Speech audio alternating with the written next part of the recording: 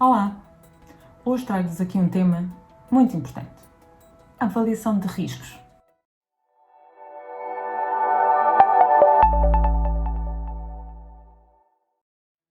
Já fizeste a avaliação de riscos no teu local de trabalho? Ou já tiveste algum colaborador que foi ter contigo e fez questões para definir corretamente os perigos e riscos do teu posto de trabalho? Então, sobre perigos e riscos, eu sugiro que vejas o vídeo anterior, a diferença entre perigo e risco. Subscreve o meu canal e fica atento a todas as partilhas que vamos fazer todas as semanas à quinta-feira.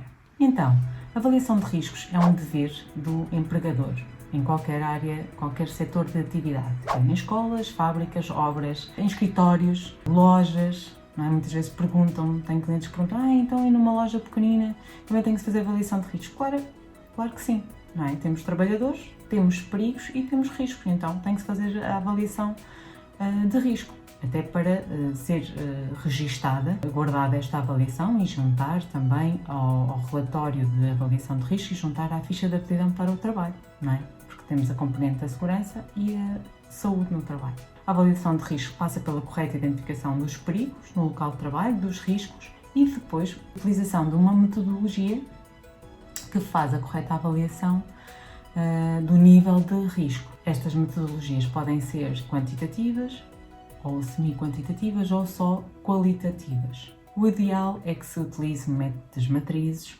com vários níveis. Aqui a legislação não impõe um método específico, normalmente são os técnicos que verificam relativamente aos níveis da matriz, a descrição subjacente aos diferentes níveis, vão escolher o que mais se adapta à atividade desenvolvida pela empresa, pela entidade empregadora.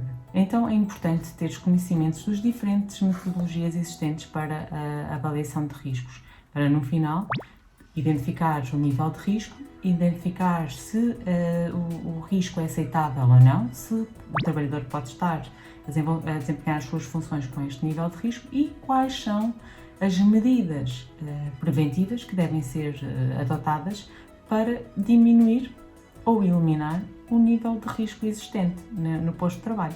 É extremamente importante também este último passo, não é? Haver um plano de medidas que vão controlar o risco existente. Então era esta a partilha que queria fazer hoje. Se quiseres saber mais sobre avaliação de risco, metodologias de avaliação de risco, contacta-nos MWL Formação e Consultoria. O meu nome é Mayra Romão e desejo-te uma excelente semana de trabalho.